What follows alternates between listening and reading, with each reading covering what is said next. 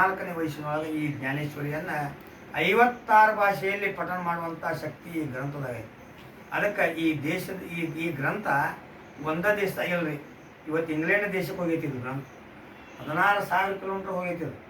ಯಾಕಂದ್ರೆ 196 ದೇಶದೊಳಗೆ ನಮ್ಮ ಭಾಷೆ ಎಷ್ಟದಾವ್ರಿ ಅಂತಂದ್ರೆ 56 ಭಾಷೆ ಸಹ ವಿಸ್ತಾರ ಅಂದ್ರೆ ಅಷ್ಟು ಅಗಲಾಗೈತೆ ಅಂತ. 56 ಭಾಷೆದೊಳಗೆ ಈ ಗ್ರಂಥ ಪಾರಾಯಣ ಆಗ್ತದೆ, ಪಠಣ ಆಗ್ತದೆ. ಇದರ ಮೇಲೆ ಓವಿ ಮೇಲೆ ಜ್ಞಾನೇಶ್ವರಿ ಪ್ರವಚನ ಆಗ್ತಾವೆ, ಕೀರ್ತನೂ ಇದರ ಮೇಲೆ ಮಾಡ್ತಾರೆ. ಅಭಂಗಗಳು ಅಂತ ಎದಕ್ಕಂತಾರಪ್ಪ ಅಂದ್ರೆ ಭಂಗ ಆಗಲಿಕ್ಕೆ ಅಭಂಗ ಅಂತಾರೆ. ಈ ಅಭಂಗವನ್ನು ರಚನೆ ಯಾರು ಮಾಡಿದ್ರಪ್ಪ ಅಂತಂದ್ರೆ ನಾಮದೇವ್ ಮಹಾರಾಜ್ ಮಾಡಿ. ಇದಕ್ಕೆ ಅಭಂಗ ಇದ್ದಿದ್ದಿಲ್ಲ. ತುಕಾರಾಮ ಅಭಂಗ ರಕ್ಷಿಲೆ ಹೇಳ್ತಾರೆ. ರಕ್ಷಿಲೆ ಅಂತ ಏನಪ್ಪ ಅಂದ್ರೆ ಇವರು ಪೂರ್ಣ ಮಾಡಿದರು ತುಕಾರಾಮ. ಇದಕ್ಕಿಂತ ಪೂರ್ವದೊಳಗೆ ಅಭಂಗವನ್ನು ಹೇಳಿದವ್ರು ಯಾರಪ್ಪ ಅಂದ್ರೆ ನಾಮದೇವ್ ಮಹಾರಾಜ್. ಈಗ ಅದಕ್ಕೊಂದು ಸ್ವಲ್ಪ ವಿಸ್ತಾರ ಹೇಳೋನು.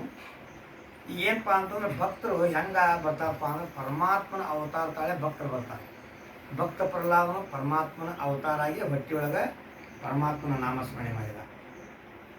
ಮತ್ತು ಧ್ರುವ ಏನು ಮಾಡಿದಪ್ಪ ಅಂದ್ರೆ ತಂದೆ ತಾಯಿ ತೊಡಿ ಮೇಲೆ ಕುಂತು ಸಹಿತ ಸಮಾಧಾನ ಆಗಲಿಲ್ಲ. ಪರಮಾತ್ಮನ ತೊಡಿ ಮೇಲೆ ಕುಂತಾಗ ಇನ್ನೇನು ಬೇಡ ಅಂದ. ಇನ್ನು ತೊಡಿ ಮೇಲೆ ಕುಂತಿದ್ದ ನಾನು ಇನ್ನೇನು ಬೇಕಂದ ಪರಮಾತ್ಮಗೆ. ಧ್ರುವ ಪ್ರಹ್ಲಾದ ಹೊಟ್ಟೆಯೊಳಗೆ ಅಂಬರೀಷ ದಶಾವತಾರ ಮಾಡಕ್ಕೆ ಹಚ್ಚಿದ ಪರಮಾತ್ಮನ. ಎಷ್ಟು ಅವತಾರ ಇದ್ದು ರೀ? ಬರೀ 3 ಜನ್ಮ ಅವತಾರ ಮಾಡ್ಬೇಕಂತ ಪರಮಾತ್ಮ ದಶಾವತಾರ ಮಾಡಿದ. ಮತ್ಸ್ಯ, ಕೂರ್ಮ, ವರಾಹ, ನರಸಿಂಹ, ವಾಮನ, ಪರಶುರಾಮ, ರಾಮ, ಕೃಷ್ಣ, ಬೌದ್ಧ, ಕಲ್ಕಿ. ಈ ಬೌದ್ಧ ಅವತಾರ ಮಟ್ಟನೂ ನಾವು ನೋಡಿದ್ದೇವೆ. ಕಲ್ಕಿ ಅವತಾರ ಇನ್ನೂ ಆಗಿಲ್ಲ, ಈಗ ಆಗತ್ತದ. ಕಲಿ ಪ್ರವೇಶ ಆಗೈತಿ. ಆ ಕಲಿ ಪ್ರವೇಶ ಆಗಿದ್ದ ಸಲುವಾಗಿ ನಿಮಗೆ ಸ್ವಲ್ಪ ಸಾರಾಂಶ ಹೇಳಬೇಕಾಗೈತಿ. ಈಗ ಇಲ್ಲಿಂದ ಬರೋನು ಭಕ್ತ ಪ್ರಹ್ಲಾದದಿಂದ ಉದ್ಧವ, ನಾಮದೇವ, ಅಂಗದ ಮತ್ತು ತುಕಾರಾಮರ ಅವತಾರಗಳು ಮುಗಿಸಿದಾಗ ಕಳಸಪ್ರಾಯರಾದರು. ಕಳಸದ ಮೇಲೆ ನಮ್ಗೆ ಯಾವುದು ಏನೂ ಮಾಡೋಕ್ಕೆ ಶಕ್ತಿ ಇಲ್ಲ. ಯಾಕಂದ್ರೆ ಸಂತ ಕೃಪಾ ಜಾಲಿ ಇಮಾರತ ಫಳ ಆಗಿ. ಸಂತ ಕೃಪಾ ಒಮ್ಮೆ ಆತು ಅಂತಂದ್ರೆ ಅಲ್ಲಿ ಇಮಾರತಿ ತನ್ನಿಂದ ತಾನ ಆಟೋಮೆಟಿಕ್ ಆಗ್ತದೆ. ಸಂತ ಕೃಪಾ ಜಾಲಿ ಇಮಾರತ ಫಳ ಅಲ್ಲಿ. ಜ್ಞಾನದೇವರ ಚಿಲಪಾಯ. ಇದಕ್ಕೆ ಪಾಯ ಯಾರು ಹಾಕಿದ್ರು? ಮರಾಠಿ ಓವಿ ಒಳಗೆ ಈ ಸಂಸ್ಕೃತ ಭಾಷೆ, ಸಂಸ್ಕೃತ ಮತ್ತು ಪ್ರಾಕೃತ ಭಾಷೆಯನ್ನು ಈ ಮರಾಠಿ ರೂಪಗಳು ತಂದವರು ಜ್ಞಾನೇಶ್ವರ ಮಹಾರಾಜರು. ಜಗತ್ತಿಗೆ ತಿಳಿಯೋಂಗೆ ಮಾಡಿಕೊಟ್ಟವರು ಜ್ಞಾನೇಶ್ವರ ಮಹಾರಾಜರು. ಜ್ಞಾನದೇವರ ಚಲಾಪಾಯ ಉಬಾರಿಲ ದೇವಾಲಯ ಅಂದರೆ ಆ ದೇವಾಲಯದೊಳಗೆ ಆ ಪರಮಾತ್ಮನ ತಂದು ನಿಂದಿರಿಸುವಂಥ ಶಕ್ತಿ ಮಾಡಿದ. ಅದಕ್ಕೆ ಎಲ್ಲ ದೇವಸ್ಥಾನದೊಳಗೆ ಈ ಗ್ರಂಥ ಪಠಣ ಆಗ್ತದೆ. ಇವತ್ತು ನೋಡಿರಿ, ಸಂಸಾರದೊಳಗೂ ಸಹಿತ ಈ ಗ್ರಂಥ ಪಠಣ ಆಗ್ತೈತಿ. ಇದು ಒಂದು ಮನೆಯೊಳಗೆ ಸಹಿತ ಇದು ಪಾರಾಯಣ ಆಗತ್ತೈತಿ. ಗುಡಿಯೊಳಗೆ ಅಷ್ಟೇ ಅಲ್ಲ, ಒಂದು ಕೋರ್ಟಿನೊಳಗೆ ಹೋಗಿ ಈ ಭಗವದ್ಗೀತೆ ಗ್ರಂಥವನ್ನು ಇಟ್ಟಿರ್ತಾರೆ. ಅಲ್ಲಿ ಏನು ಹೇಳ್ತಾರೆ? ಬರೀ ಸುಳ್ಳು ಹೇಳ್ತಾರೆ. ಇಲ್ಲಿ ಸುಳ್ಳು ಹೇಳೋದಿಲ್ಲ. ಮನೆಯೊಳಗೂ ಸುಳ್ಳು ಹೇಳೋದಿಲ್ಲ ಮತ್ತು ದೇವಸ್ಥಾನದಾಗೂ ಸುಳ್ಳು ಹೇಳೋದು. ಕೋರ್ಟ್ನಾಗ ಮಾತ್ರ ಸುಳ್ಳು ಹೇಳ್ತಾರೆ. ಈ ಗ್ರಂಥವನ್ನು ಮುಟ್ಟಿ ಬೇರೆ ಏನು ಹೇಳೋದಿಲ್ಲ, ಸತ್ಯವನ್ನು ಬಿಟ್ಟು ಬೇರೆ ಏನು ಹೇಳೋದಿಲ್ಲ ಅಂತಾರೆ. ಕಲ್ಲಪ್ಪೋದು ಮಲ್ಲಪ್ಪ ಅಂತಾರೆ. ಆಗ ಅಲ್ಲಿ ಮಾತ್ರ ಸುಳ್ಳದ. ಅದಕ್ಕೆ ಜಗತ್ತಿನೊಳಗೆ ಸುಳ್ಳರ ದೇಶ, ಸುಳ್ಳರು ಲಪ್ಪಂಗರು ಭಾಳ ಅದಾರ. ಅದಕ್ಕಾಗಿ ಜ್ಞಾನೇಶ್ವರಿ ಅಂಥವ್ರ ಕೈಯಾಗ ಬಿಚ್ಚಿ ನೋಡೋಕೆ ಅದಾವಿಲ್ಲ. ನಿಮ್ಮ ಕೈಯಾಗ ಬಿಚ್ಚಿ ನೋಡೋಕೆ ಅದಾವೈತಿ. ಗುಡಿ ಒಳಗೆ ನೀವು ಬಿಚ್ಚಿ ನೋಡ್ತೀರಿ, ಮನೆ ಒಳಗೆ ಬಿಚ್ಚಿ ನೋಡ್ತೀರಿ, ಕೋರ್ಟ್ನಾಗ ಬಿಚ್ಚಿ ತೋರಿಸ್ತಾರೆ ನಿಮ್ಗೆ. ಅದಕ್ಕೆ ಅಲ್ಲಿ ಲಪ್ಪಂಗರ ಸಂಘ ಐತೆ ಅಂತ ಹೇಳ್ತಾರೆ. ಸಂಘ 2 ಅದಾವ, ಒಂದು ಸತ್ಸಂಗ, ಒಂದು ದುಸ್ಸಂಗ. ದುಸ್ಸಂಗ ಎಲ್ಲೈತಪ್ಪ ಅಂತಂದ್ರೆ ಅಂಥಲ್ಲಿ ಹೋದ್ರೆ ಸಂಘ ದುಸ್ಸಂಗ ಬೆಳಿತೈತಿ. ಇಂಥಲ್ಲಿ ಸಂಘ ಎಂಥದ್ರಪ್ಪ? ಸಜ್ಜನರ ಸಂಘ ಹೆಜ್ಜೆನ ಸುರಿದಂತೆ, ದುರ್ಜನರ ಸಂಘ ಬಚ್ಚಲ ನೀರಿನಂತೆ. ಆ ಬಚ್ಚಲ ನೀರು ಏನು ಮಾಡ್ತಾವೆ? ಕುಡಿಯಾಕೆ ಬರೋದಿಲ್ಲ. ಸಜ್ಜನರ ಸಂಘ ಹೆಜ್ಜೆಯನ್ನು ಸುರಿದಂತೆ. ಆ ಜೇನು ಏನು ಮಾಡ್ತೈತಪ್ಪ ಅಂದ್ರೆ ಮಕರಂದವನ್ನು ಹೇರ್ಕೊಂಡು ಬಂದು ಜೇನುತುಪ್ಪ ಮಾಡಿರ್ತದೆ. ಅದನ್ನು ನಾವು ಸವಿತೀವಿ. ಅದಕ್ಕೆ ಸಜ್ಜನರು. ಅದಕ್ಕಾಗಿ ಈ ಸಂತ ಹೆಂಗದಪ್ಪ ಅಂದ್ರೆ ಸಾತ್ವಿಕ ಭಾವ ಅದಾವ. ರಜೋ ಮತ್ತು ತಮೋ ಮತ್ತು ಸತ್ವ ಗುಣಗಳನ್ನು 3 ಮಂದಿ ಕೂಡ ಆ ಕಡೆ ಅದಾವ. ರಜೋಗುಣ ಯಾರಲ್ಲಿ ಐತಪ್ಪ ಅಂದ್ರೆ ಬ್ರಹ್ಮನಲ್ಲಿ. ಬರೇ ಸೃಷ್ಟಿ ಮಾಡೋ ಕೆಲಸ ಎಷ್ಟು ಮಾಡಿದ್ರು ಇನ್ನೂ ಮಾಡಬೇಕನ್ನವ ಬರೇ. ಮತ್ತು ರಜೋಗುಣ ಆದ ಬಳಿಕ ತಮಗುಣ ಯಾರಲ್ಲಿ ಐತಪ್ಪ? ಶಿವನಲ್ಲಿ ಐತಿ. ಅವ ಅಂತಿ ಮಾಡ್ಲಿಕ್ಕೆ ಅವ್ನ ಕೆಲಸನೂ ಇಲ್ಲ, ಅವ ಅಂತಿ ಮಾಡಾಕಬೇಕು. ಅದು ತಮಗುಣ. ಏನಿದ್ರು ಹೊಡಿ ಕಡೆಯಿಂದ ಅನ್ಬೇಕು ಅವ. ಈಗ ನಮ್ಮ ಕಡೆನೂ ಅದಾವ, ಅವನು ಹೇಳ್ತೀವಿ. ಸಾತ್ವಿಕ ಗುಣ ಯಾರ ಕಡೆ ಐತಪ್ಪ? ಸರ್ವ ವ್ಯಾಪಾರಲ್ಲಿ ಶ್ರೀಮನ್ನಾರಾಯಣ ಅಂತ. ಅದಕ್ಕೆ ಸತ್ಯನಾರಾಯಣ ಪೂಜೆ. ಆ ಸತ್ಯನಾರಾಯಣ ಪೂಜೆ ಯಾಕೆ ಮಾಡಬೇಕು ಅಂದ್ರೆ ಜಗತ್ತನ್ನು ರಕ್ಷಣೆ ಮಾಡುವಂಥವು ಸತ್ಯನಾರಾಯಣ. ಅದಕ್ಕೆ ಸತ್ಯನಾರಾಯಣ ಪೂಜೆ ಶ್ರಾವಣ ತಿಂಗಳ ಅರ್ಥ ಮಾಡ್ತಾರೆ. ಕರೆ ಇದು ಅಧಿಕ ಮಾಸದ ಪ್ರಯುಕ್ತ. ಅಧಿಕ ಮಾಸ ಅಂತ ಯಾಕಂತಾರೆ? ಅಧಿಕ ಅಂದ್ರೆ ಏನಪ್ಪ ಅಂದ್ರೆ ಎಲ್ಲಾನು ಕೂಡಿಸೋದು, ಎಲ್ಲಾನು ಒಂದು ಕೂಡಿಸೋದು ಅಧಿಕ ಅಂತಾರೆ. ಈ ಅಧಿಕ ಮಾಸ ಯಾವಾಗ ಬರ್ತೈತಪ್ಪ ಅಂತಂದ್ರೆ 32 ತಿಂಗಳಿಗೆ ಮಾತ್ರ ಅಧಿಕ ಮಾಸ ಬರ್ತೈತಿ. ಅದು 3 ವರ್ಷಕ್ಕೊಮ್ಮೆ 366 ದಿವಸಕ್ಕೆ ಅಧಿಕ ವರ್ಷ ಅಂತ ಕ್ಯಾಲೆಂಡರ್ದವ್ರು ಹೇಳ್ತಾರೆ. ಆದ್ರೆ 32 ತಿಂಗಳಿಗೆ ಅಧಿಕ ವರ್ಷ. ಅದಕ್ಕೆ ಅಧಿಕ ಮಾಸದೊಳಗೆ ಪುರುಷೋತ್ತಮ ಮಾಸ ಅಂತ ಹೇಳ್ತಾರೆ. ಆ ಪುರುಷೋತ್ತಮ ಮಾಸದಲ್ಲಿ ಎಂಥ ಕಾರ್ಯಗಳನ್ನು ಮಾಡಿದ ಸಹಿತ ಶುದ್ಧ ಅಂತ ಹೇಳ್ತಾರೆ. ಅದಕ್ಕಾಗಿ ಇವತ್ತಿನ ದಿವಸ ನಾವು ಈಗ ಪಾದಯಾತ್ರೆ ಮಾಡಿ ಬಂದೀವಿ. ಬಹಳ ಕಡೆಯನ್ನು ನೋಡಿದ್ದೇವೆ ನಾವು. ಏನು ರೀ ಗುರುಗಳ ಎಲ್ಲಿ ಬೇಕಾದ್ರೆ ನೀವು ಪಾರಾಯಣ ಪದ್ಧತಿ ಇಟ್ಕೊಂಡಿರಲ್ಲ, ಇದರ ಕೆಲಸ ಏನು, ಇದರ ಲಾಭ ಏನು ಅಂದ್ರೆ ಭಾರಿ ಉತ್ತಮ ದಿವಸ ಜ್ಯೇಷ್ಠ ಅಂತದ. ಜ್ಯೇಷ್ಠ ಅಧಿಕ ಮಾಸ. ಮತ್ತು ಜ್ಯೇಷ್ಠ ಅಂದ್ರೆ ಮೊದಲೇದು. ಜಗತ್ತಿನೊಳಗೆ ಮಾಸಗಳು ಎಷ್ಟಾದ್ರೆ 12 ಮಾಸ ಅದಾವೆ, 27 ನಕ್ಷತ್ರಗಳು ಅದಾವೆ. ಅದಕ್ಕಾಗಿ ಅವನ್ನೆಲ್ಲ ವಿಂಗಡಣೆ ಮಾಡ್ಕೊಂತ ಯಾಕೆ ಹೇಳ್ಯಾರಂದ್ರೆ 18 ಪುರಾಣ ಅದಾವೆ, 4 ವೇದ, 6 ಶಾಸ್ತ್ರ, 18 ಪುರಾಣ, ಅಭಂಗ ಅಸತಿ 28 ರಚನೆ ವಿಶ್ವಾಸ ಜ್ಞಾನಗಳು. ಹರಿಪಾಠ ಎಷ್ಟು ಅದಾವ್ರಿ? 28 ಹರಿಪಾಠ. ಅದಕ್ಕೆ ಹರಿಪಾಠ ಕೀರ್ತಿ ಮುಖಿ ಜರಿಗಾಯ ಪವಿತ್ರತೆ ಹೋಗಿ ದೇಹತ್ಯಾಸ.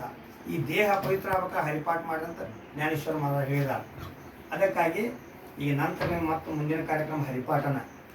ಈ ಜ್ಞಾನೇಶ್ವರಿ ಅಂತಂದ್ರೆ ಇದರೊಳಗೆ 700 ಶ್ಲೋಕಕ್ಕೆ 9033 ಓವಿ ಬರಿಬೇಕಾದ್ರೆ ಜ್ಞಾನೇಶ್ವರ ಮಹಾರಾಜ್ ಎಷ್ಟು ವಿಚಾರ ಮಾಡಿ ಬರೆದಿರಬಾರ್ದು. ಅದಕ್ಕೆ ಹೇಳ್ತಾರೆ, ಪಾಹಿ ಪಾದುಜಾಚೆ ಚಿರಗುಟ ರಾಯ ಜತನ ಕರಿತ ಕಷ್ಟ ತಗೊಂಡು ಮಾಡಿದ್ದಾರೆ ಇದನ್ನು. ತೈಸಾಮಿ ಏಕಪತಿತ ಕರಿತುದ ಮುದ್ರಾಂಕಿತ ಮಸೀಪತ್ರತೆ ಕೇವಳಿ ರಾಹು ಸಾಳ ವ್ಯಾಪಾರ ಮಹಾಪರಮಾದೇವಿ ವರದ ಸಂಬಾಳ ವ್ಯಾಪಾರದ ತಂದೆ ತಾಯಿ ನೆನೆಸಿದಾರ ಅವರು. ಈ ಗ್ರಂಥ ಬರೀಬೇಕಾದ್ರೆ ಪಾಹೇ ಪಾದುಜಾಚೆ ಚಿರಗುಟ, ನಾನು ಸಣ್ಣವದೇನೆ.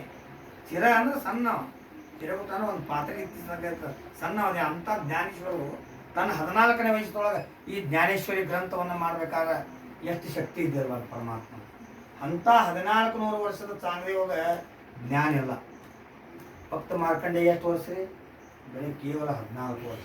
ಪರಮಾತ್ಮನಿಂದ ತಪಸ್ಸು ಮಾಡಿ ಶಿವ ಅಂದ್ರೆ ಅಜರಾಮ ಚಿರಂಜೀವಿ ಪದವಿ ತಗೊಂಡು. ಅದಕ್ಕೆ 14 ಅಂದ್ರೆ 14 ವರ್ಷ ವನವಾಸ ಮುಗಿಸಿ ಪರಮಾತ್ಮ ರಾಮ ಪಟ್ಟಾಭಿಷೇಕ ಇರಲ್ಲ ಇಲ್ಲಿ. ಅದಕ್ಕೆ ಇಲ್ಲಿ ನಮ್ಮ ಹೇಳ್ತಾರೆ ಚೌದಾ ಕಡೆ ಲಂಕಾ ಅಂತ ಹೇಳ್ತಾರೆ. 14 ಕಡೆ ಅಂದ್ರೆ 14ಕ್ಕೆ 14 ಕಡೆ ನೋಡಿ. ಅಂಥ ಲಂಕಾದೀಶ ರಾವಣಗೆ ತಿಳಿಲಿಲ್ಲ ಪರಮಾತ್ಮ ಹೆಂಗದ. ಅದಕ್ಕೆ ಈ ಕಲಿಯುಗದೊಳಗೆ ಕಲಿ ಪ್ರವೇಶ ಯಾರಿಗೆ ಆಗೈತಪ್ಪ ಅಂತಂದ್ರೆ ಪರೀಕ್ಷಿತ ರಾಜ ಆಗೈತಿ. ಈ ಕಲಿ ಪ್ರವೇಶ ಆಗತ್ರಿ ಪರೀಕ್ಷಿತ ರಾಜಾಗ ಬಂತು. ಪಾಂಡವರೆಲ್ಲ ದಾಟಿದರು. ಪಾಂಡವರ ಮೊಮ್ಮಗ ಏನಿದ್ದಲ್ಲ ಅಭಿಮನ್ಯನ ಮಗ ಪರೀಕ್ಷಿತ ರಾಜ, ಅವ ಬಹಳ ಜ್ಞಾನವಂತ ಇದ್ದ ಖರೆ.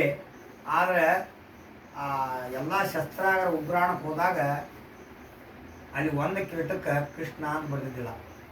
ಆ ಕಿರೀಟ ಯಾವುದಪ್ಪ ಅಂದ್ರೆ ಜಯದ್ರಥನ ಕಿರೀಟ. ಅದು ಆ ಕಿರೀಟವನ್ನು ಧರಿಸಿದ ಇವ. ಆ ಟೈಮ್ನಾಗ ಇವ ಕಲಿ ಬಂದ ನೋಡ್ರಿ. ಕಲಿ ಬಂದ ನನಗೆ ಸ್ವಲ್ಪ ಜಗ ಕೊಡುವಂದ. ನಿನಗೆ ಜಗ ಎಂತಲ್ಲಿ ಕೊಡ್ಬೇಕಂತಂದ್ರೆ ಎಲ್ಲಿ ಕೆಟ್ಟ ಕೆಲಸ ನಡೀತಾವ, ಸುಳ್ಳು ಲಪಟ ಮೋಸ ಅಂತಲ್ಲಿ ನಿನಗೆ ಜಗ ಅಂದ. ನನಗೆ ಇನ್ನೊಂದು ಜಗ ಬೇಕಂದ. 4 ಜಗ ಮುಗಿದು ಇನ್ನೊಂದು ಜಗ ಕೇಳಿದ. ಹಂಗಾರೆ ಈ ಬಂಗಾರದ ಕಿರೀಟ ಸೋನಾ ಅಂದ್ಬಿಟ್ಟ ನೋಡಿ. ಸೋನಾ ಬಂಗಾರದ ಕಿರೀಟ ಹೊಕ್ಕೊಂಡ್ಬಿಟ್ಟ ಯಾರು? ಕಲಿ. ಅದಕ್ಕಾಗಿ ಆ ಕಲಿ ಅದರೊಳಗೆ ಹೊಕ್ಕೊಂಡುಗಳು ಏನಾಗ್ಬಿಟ್ಟು ಇವನು ಅರಣ್ಯಕ್ಕೆ ತೊಗೊಂಡು ಹೋಗ್ಬಿಟ್ಟ. ಯಾರನ್ನ? ಪರೀಕ್ಷಿತ ರಾಜ ತೊಗೊಂಡು ಹೋದಾಗ ಅಲ್ಲಿ ಶಮೀಕ್ ಮಹರ್ಷಿಗಳು ತಪಸ್ಸು ಕುಂತಿದ್ರು. ಇವಂಗ ಅರಣ್ಯಕ್ಕೆ ಹೋದಾಗ ಇವ್ನು ನೀರಡಿಕೆ ಆಗಿಬಿಡ್ತೀವಿ. ಇವಂಗ ನೀರಡಿಕೆ ಆದಾಗ ಆ ಶಮೀಕ್ ಋಷಿಗಳ ಕಡೆ ನೀರು ಅಂತ ಹೋದ. ಶಮೀಕ್ ಋಷಿಗಳು ಕಣ್ಣ ತೆಗಿಲಿಲ್ಲ. ಅವಾಗ ಇವೇನು ಮಾಡಿದ, ಒಂದು ಕೆಲಸ ಮಾಡಿದ. ಅಲ್ಲಿ ಸತ್ತು ಒಂದು ಹಾವು ಬೀಳ್ತಾರೆ. ಆ ಹಾವು ತೊಗೊಂಬಂದವನ್ನ ಅವ್ರ ಕೊಳಗೆ ಹಾಕಿ ಹೋಗ್ಬಿಟ್ಟ. ಅದನ್ನು ಆ ಶಮೀಕ್ ಋಷಿಗಳ ಮಗನ ಶೃಂಗಿ ಅವನ ಎಲ್ಲ ಸಹಚರ ಗೆಳೆಯರು ಅವರೆಲ್ಲ ಅದನ್ನು ನೋಡಿ, ಇಲ್ಲ ನಿಮ್ಮ ತಂದೆಯವರಿಗೆ ಇವತ್ತು ಹಿಂಗೆ ಪರೀಕ್ಷಿತ ರಾಜ ಆ ಹಾವನ ಸತ್ತ ಹಾವನ ಕೊಳಗೆ ಹಾಕಿ ಹೋಗ್ಯಾನ. ಅವಾಗ ಅಲ್ಲೇ ಕಮಂಡದಾಗ ನೀರು ತೊಗೊಂಡು ಅಲ್ಲೇ ನದಿ ಒಳಗೆ ಸ್ನಾನ ಮಾಡುವಾಗ ಇನ್ನು 7 ದಿವಸ ಅವನು ಮರಣ ಅಂದರು. ಅವಾಗಿನ ಪರೀಕ್ಷಿತ ರಾಜ 7 ದಿವಸ ಮರಣ ಅಲ್ಲ. ಅದಕ್ಕೆ ನಾವು 7ನೇ ಕಲ್ತಾಗ ಪರೀಕ್ಷೆ ಮಾಡ್ತೀವಿ, ಮುಲ್ಕಿ ಪರೀಕ್ಷೆ ಅಂತ. ಅದು 7 ದಿವಸದ್ದು. ಅದಕ್ಕೆ 7ನೇದ್ದು. ಆ 7 ಅಂತ ಅನ್ನುವಂಥದ್ದು ಏನೈತಲ್ಲ. ಮತ್ತು ಇನ್ನೊಂದಂದ್ರೆ 7 ಅಂದ್ರೆ ಭಾಳ ಚಲೋ ಐತ್ರಿ. 7 ಅಂತಂದ್ರೆ ಮ್ಯಾಲೆ ಹೇಳೋದು. ಮನಿತಾನ ಉದ್ಧಾರ ಆಗಲಿ ಅಂದ್ರೆ 7 ಅಂತಾರೆ. ಹೌದ್ರಿ? ಅಲ್ಲೇ ಕೊಂಡ್ರಂದ್ರೆ ಅದು 7 ಅಲ್ಲ. ಅದಕ್ಕಾಗಿ 7 ಅನ್ನೋದಕ್ಕೆ ಮನಿತಾನಗಳು 7 ಉದ್ಧಾರ ಆಕಾವ. ಆ 7 ದಿವಸ ಏನು ಮಾಡಿ ಇನ್ನು ಪರೀಕ್ಷಿತ ರಾಜನ ಸಾವನ್ನ ಇದರಿಂದ ಪಾರು ಮಾಡ್ಬೇಕಂತಂದಾಗ ಭಾಗವತ್ ಪಾರಾಯಣ ಮಾಡಿದಾಗ ಆ 7 ದಿವಸದ ಪಾರಾಯಣ ಮಾಡಿದಾಗ ಅವನ ಕಷ್ಟಗಳನ್ನೆಲ್ಲ ನಿವಾರಣೆಯಾಗಿ ಆ ಪರೀಕ್ಷೆ ತಾನು ಇವತ್ತಿಗೂ ಸಹಿತ ನಮಗೆಲ್ಲರಿಗೂ ಪರೀಕ್ಷೆ ಪಾಸ್ ಆದಾಗ ನಾವು ಮುಂದೆ ಹೋಗೋದೈತಿ.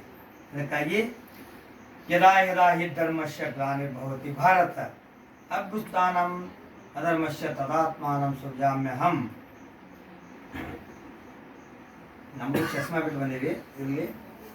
ಇನ್ನು ಪರಿತ್ರಾಣಾಯ ಸಾಧುನಾಂ ವಿನಾಶಾಯ ಚತುಷ್ಕೃತಾಂ ಧರ್ಮ ಸಂಸ್ಥಾಪನಾರ್ಥಾಯ ಸಂಭವಾನಿ ಅಂದರೆ ಸಾಧುಗಳಿಗೆ ಸಾಧು ಸತ್ಪುರುಷರಿಗೆ ಪರಮಾತ್ಮ ಎಂದು ತ್ರಾಸ ಕೊಡುವುದಿಲ್ಲ. ಯಾಕಂದ್ರೆ ಸಾಧು ಸತ್ಪುರುಷರ ಅವನ ಜೀವ.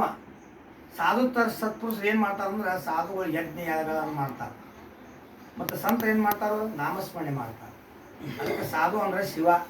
ಶಿವ ಏನು ಮಾಡ್ತಾನಪ್ಪ ಅಂದ್ರೆ ಬರೀ ಯಜ್ಞಗಳ ರಾಮ ರಾಮ ರಾಮ ರಾಮ ಅಂತಾನ. ಈ ಅಮೃತ ಮಹತ್ವ ಮತನ ಮಾಡುವಾಗ ಆ ವಿಷ ಕುಡಿಯುವಂಥ ಪರಿಸ್ಥಿತಿ ಬಂದಾಗ ರಾಮನ ಜಪ ಮಾಡಿ ಕೊಡ್ದಾನ ಶಿವ. ಅದಕ್ಕೆ ನೀಲಕಂಠ ಅನಿಸ್ಕೊಂಡ, ವಿಷಕಂಠ ಅನಿಸ್ಕೊಂಡ ಶಿವ. ಅಂಥ ವಿಷಯವನ್ನು ತಡ್ಕೊಳಕ್ಕೆ ಸಾಧ್ಯ ಆಗಲಿಲ್ಲ.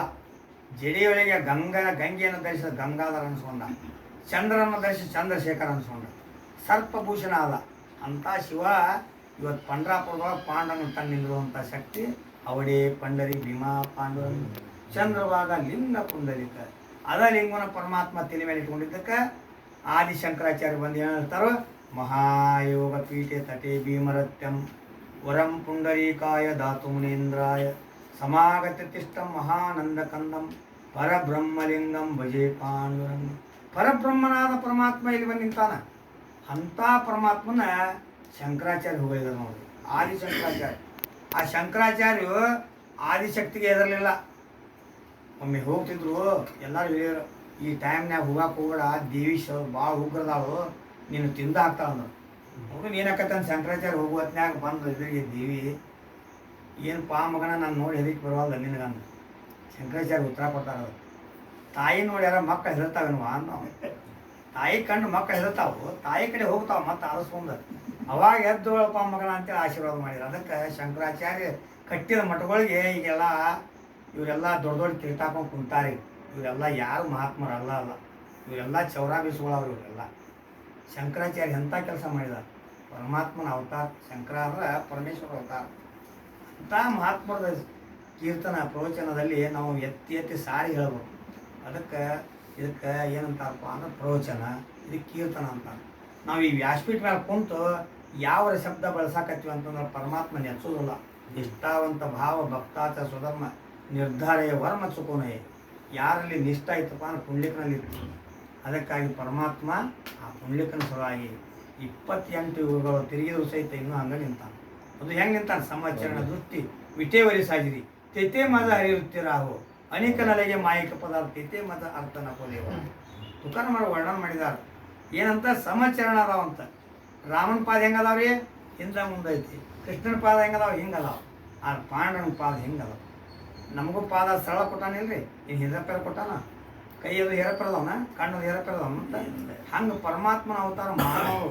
ಅದಕ್ಕೆ ಮಾನವರು ಏನಂತಾರಂದ್ರೆ ಸಾಕ್ಷಾತ್ ಪರಮಾತ್ಮನ ಅವತಾರ ಮಾನವರು. ಅದಕ್ಕೆ ನನ್ನೊಳಗೆ ನಾನು ತಿಳ್ಕೋಬೇಕು, ನನಗೆ ಬೇಕಾದ ಗಂಡನ ಮಾಡ್ಕೋಬೇಕು. ಆಜ್ಞೆ ಬಂತಾನೆ ಹೇಳ್ಬೇಕು. ಇಲ್ಲಿಂದ ಆಜ್ಞೆ ಬಂದಿಂದ ಹೇಳಿಲ್ಲ ಅಂದ್ರೆ ಈ ವ್ಯಾಸಪೀಠ ಮೇಲೆ ಕುಂದ್ರಾಕ ಅಧಿಕಾರ ಇಲ್ಲ. ಆಜ್ಞೆ ಅಂದ್ರೆ ಯಾರ್ದು? ಹವಾಲ್ದಾರ. ಎಲ್ಲರಿಗೂ ಕರಿ ಅದಾವ. ಮತ್ತು ಮೊದಲು ಇಲ್ಲಿ ಕಂಬಳಿ ಕರಿ, ಆಮೇಲೆ ಕೀರ್ತನ ಕರಿ, ಆಮೇಲೆ ವೀಣೆ ಕರಿ, ಮೃದಂಗ ಕರಿ, ಭಜನೆ ಕರಿ, ತಾಳ್ಕರಿ, ಎಲ್ಲ ಕರಿ ಅದಾವ. ಹವಾಲ್ದಾರಿಗೆ ಯಾಕೆ ಕರಿ ಕೊಟ್ಟಿಲ್ಲ ಅಂದ್ರೆ ಅವ್ರಿಗೆ ಅಂಥ ಅಧಿಕಾರ ಕೊಟ್ಟಿದ್ದಾರೆ. ಅದಕ್ಕೆ ಹವಾಲ್ದಾರ ಆಜ್ಞೆ ಮಾಡಿಂದ, ಹವಾಲ್ದಾರ ಆಜ್ಞೆ ಕೊಟ್ಟಿಂದ ಈ ವ್ಯಾಸಪೀಠ ಮೇಲೆ 10 ನಿಮಿಷ ಕೇವಲ ಟೈಮ್. ಅದಕ್ಕೆ ಆಜ್ಞೆ ಕೊಡಬೇಕಾದ್ರೂ ಸಹಿತ ಅವರಿಗೆ ಗುರುಗಳ ಒಂದು ಸ್ಥಾನ ಕೊಟ್ಟಿದ್ದಾರೆ. ಎಲ್ಲರೂ ಎಂತೆಂಥವು ಬಿಲ್ಲ ಮಾಡಿಸ್ಕೊಂಡಾರ, ನಾವು ಒಪ್ಪೋದಿಲ್ಲ. ಅದಕ್ಕೆ ಗುರುಗಳ ಹಸ್ತದಿಂದ ಯಾವ ಬಿಲ್ಲ ಅದಾವಲ್ಲ ಅವು ಬಿಲ್ಲ. ಒಬ್ಬರು ಎಂತೆಂಥವು ತಗಡಿ ಮೇಲೆ ಮಾಡಿಸ್ಕೊಂಡು ನಾವು ಗುರುಗಳ ಕಡೆ ತೊಗೊಂಡಿವ್ರಿ ಅಂತ ಹೇಳ್ತಾರೆ. ಅದು ತಪ್ಪೈತಿ. ಹವಾಲ್ದಾರ ಅಂತಂದ್ರೆ ಭಾಳ ಸೂಕ್ಷ್ಮ ಐತಿ. ದಿಂಡಿ ನಡೀದ ಹವಾಲ್ದಾರಿಂದ, ಸಮಾರಂಭ ನಡೀದ, ಕೀರ್ತನ ಎಲ್ಲ ಏನು ನಡೀದಲ್ಲ ಹವಾಲ್ದಾರ ಮುಖಾಂತರ ನಡೀತಾವೆ. ಮೊದಲು ಅವ್ರು ಆಜ್ಞೆ ಮಾಡೋ ಮಟ್ಟ ನಮ್ಗೆ ಅಧಿಕಾರನೇ ಇಲ್ಲ. ಗುರುಗಳು ಸಹಿತ ಬಂದು ಹವಾಲ್ದಾರ ಕಡೆಯಿಂದ ಬಂದು ಕಾಸು ಇದು ಮಾಡಿದಾಗ ಇವತ್ತು ಪಂಡ್ರಾಪುರ ಸಂಪ್ರದಾಯ ಹೆಂಗೆ ನಡೀತಿದ್ರಿ? ಅದು ಚೋಪ್ದಾರ್ ಅಂತ.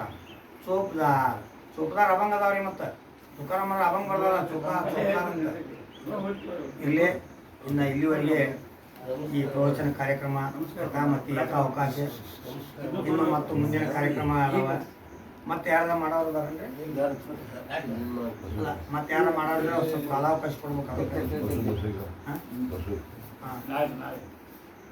ಇವತ್ತಿನ ಈ ಅಲ್ಪ ಸೇವಾ ಅಳಿಲ್ ಸೇವಾ ಅಂತಂದ್ರೆ ಇದ್ರ ಸಲುವಾಗಿ ಒಂದು ಹೇಳ್ಬೇಕಾಗೈತಿ. ರಾಮ್ ಪ್ರಭು ಸೇತುವೆ ಕಟ್ತಿದ್ದ.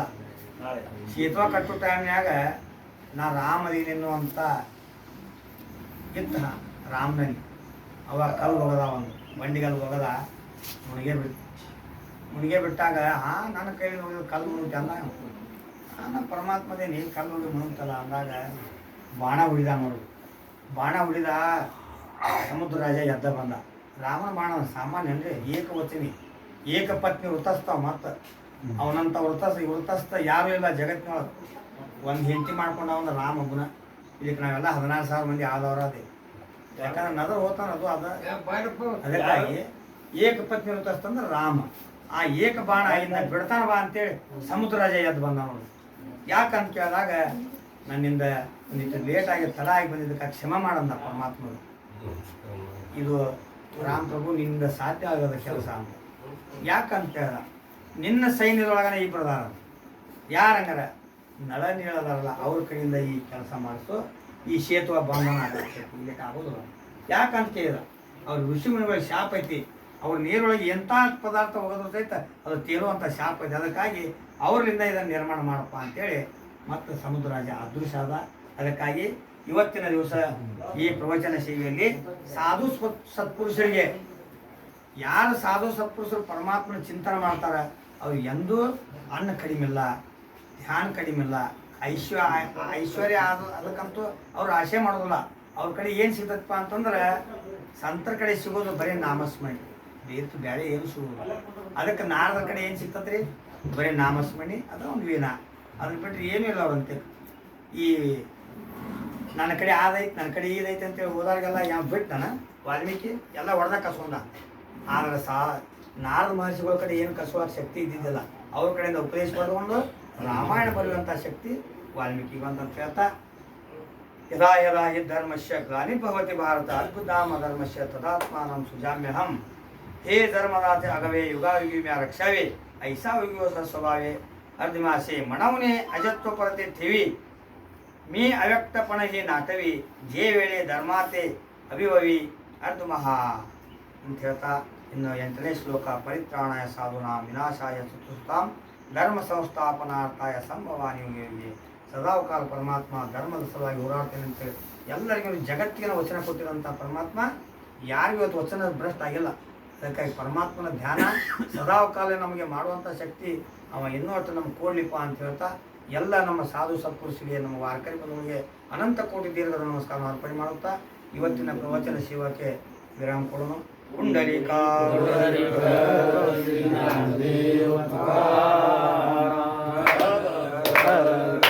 ವಿಠಲ